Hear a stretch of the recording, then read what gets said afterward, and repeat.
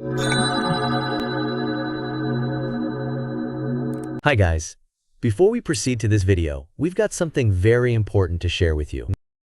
Neoliberalism, Inequality and Authoritarianism by Professor John V. Kofis is available for purchase. You can order it directly from the publisher Little French eBooks or through Amazon.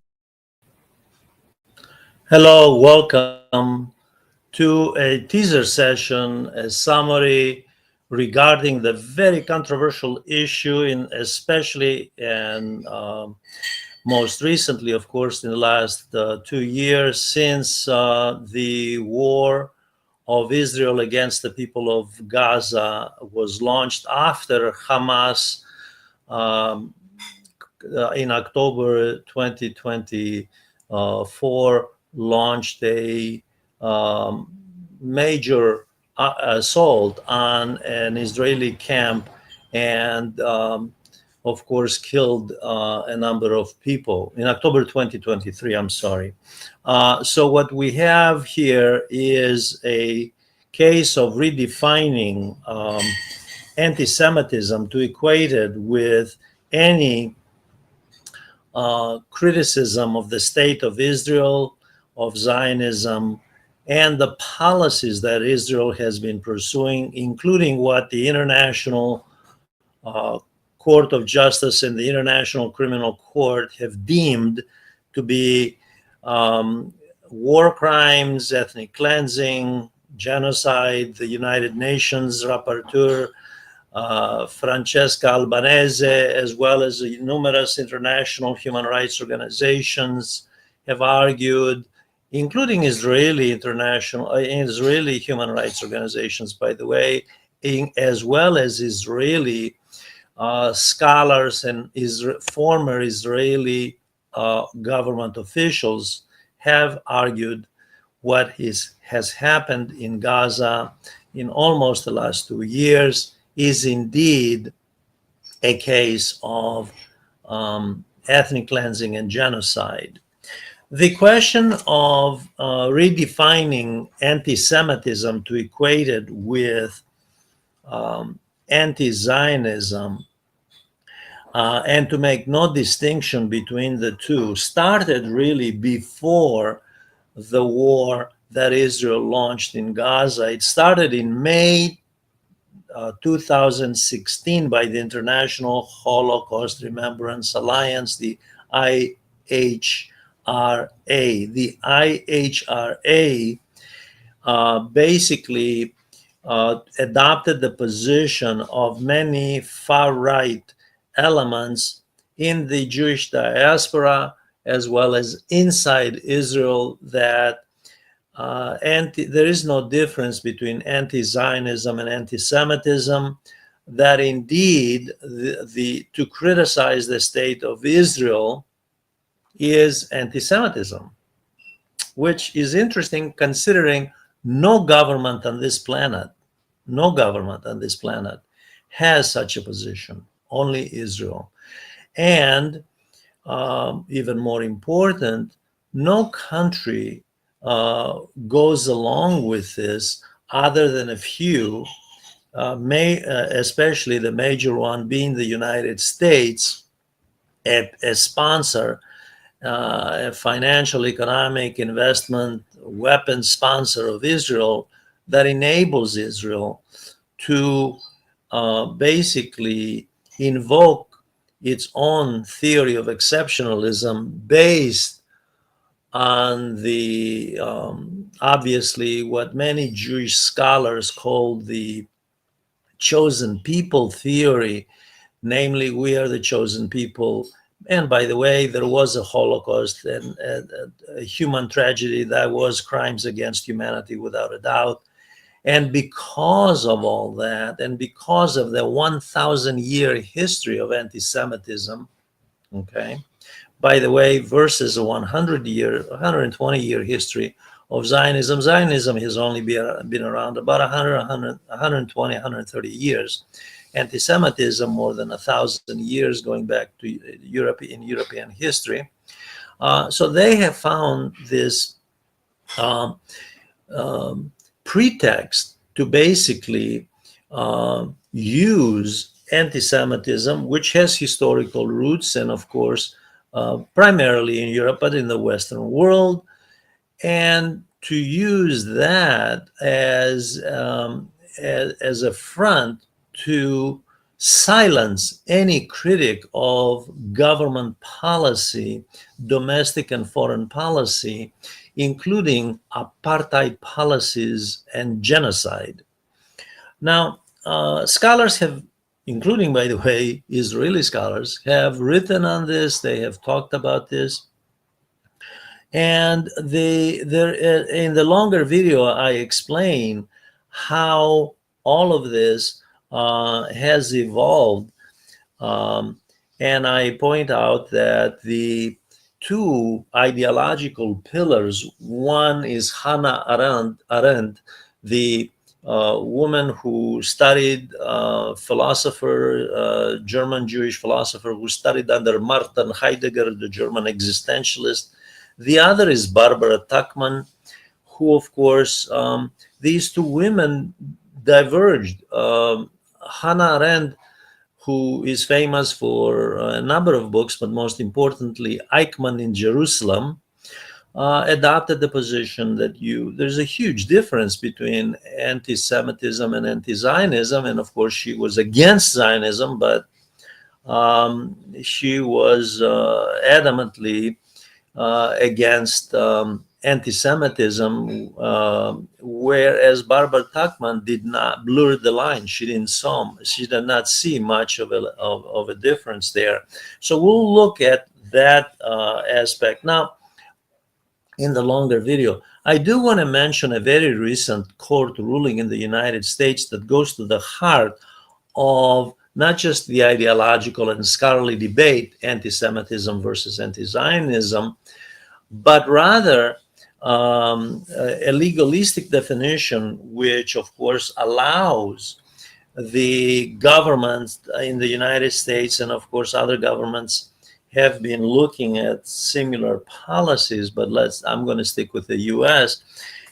In August 2025, a US court equated an attack and assault on the Israeli flag with an attack on the Jewish people. In other words, did not separate the fact that the flag represents the state of Israel, and the state of Israel happens to be Zionist by their own admission. This is, by the way, government officials in Netanyahu government, the Bibi Netanyahu's government, make no apologies about what they are interested in, which is ethnic cleansing, continuing apartheid, no two-state solution, no human rights for Palestinians. The most recent admission was by one of the ministers, let's just take all Palestinians and put them in South Sudan, which, by the way, is one of the worst places on this planet in terms of placing. They're already devastated. The population of South Sudan, because of civil war, is already devastated. To put, let's think about this, to put the Palestinian people already who have suffered since 1948, and then more recently, war on civilians in Gaza, to put them there. Okay, so like I said, it's not that Israeli apologists in government officials have any qualms about Lebensraum, the German ideological concept, which is an integral part of Zionism, which means living space in German, by the way. That's what that concept means. In other words, Greater Israel. They don't make any apologies for it. However, the U.S. court just recently tried to defend the line that indeed, which is an Israeli official line, that there is any attack on the state of Israel, any attack on Zionism is anti-Semitism. No distinction. Meaning, what does this mean? That legally, institutionally, no one can criticize the state of Israel.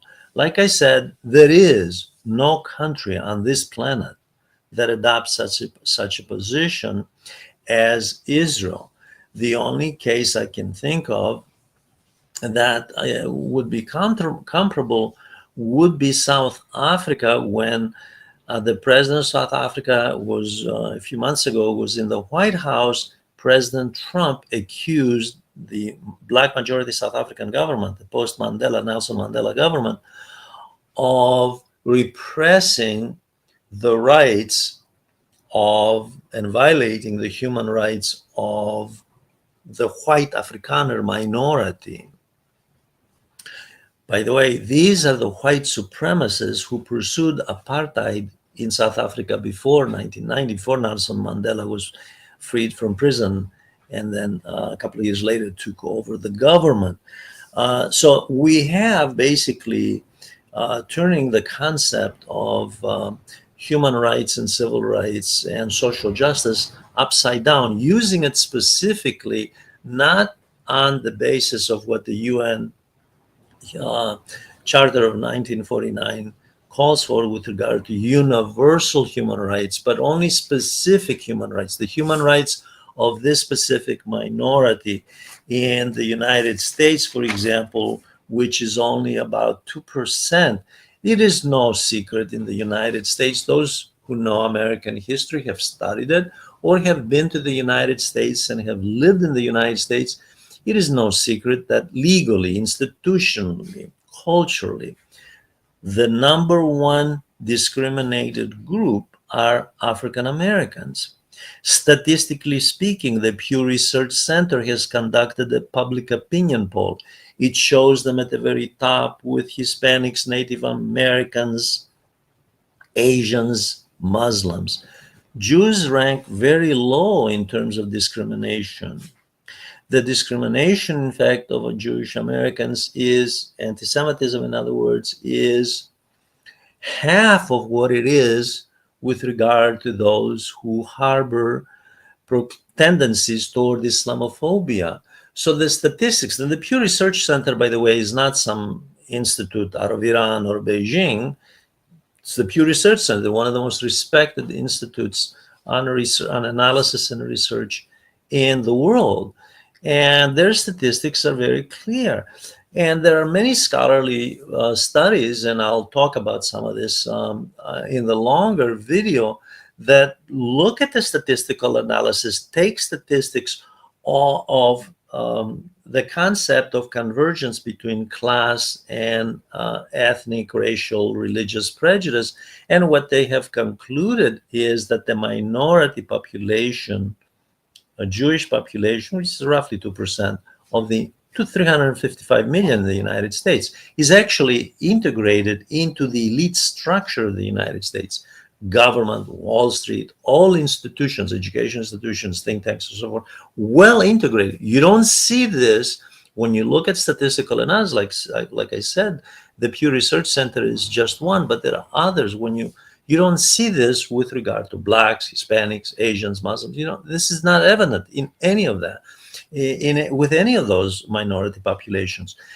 Now, the other interesting thing is that the most authoritarian elements in the world, including in the United States, are using the issue of equating anti-Zionism with anti-Semitism in order to justify authoritarianism. In other words, these are the very same people who tend to be anti-Semitic ideologically in the first place.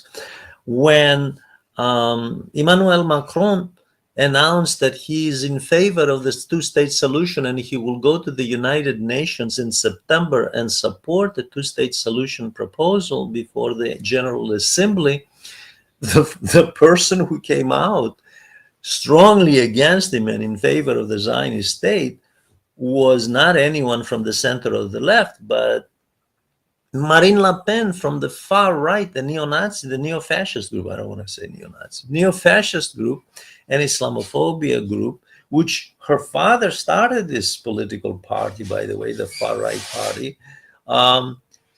And it was anti-Semitic, and she veered away, realizing where the opportunism rests with regard to making political headway in France, and she became Islamophobic. The political line is Islamophobia, and they dropped anti-Semitism, although many of their members are anti-Semitic. So this is the curious element of all this, is that the authoritarian elements on a world scale, including the United States, are suddenly interested in minority rights and Israel and Jewish minority rights, when in fact Jewish scholars in the United States as well as in Israel point out that actually we're a minority, but well integrated into the elite structure, as statistics point out. I invite you to take a look at a longer video, the analytical video, and I'll have a lot more about this. This is a very, very controversial topic, obviously. Thank you very much. Write questions, write comments, ask questions, and by all means, join this channel. Thank you very much.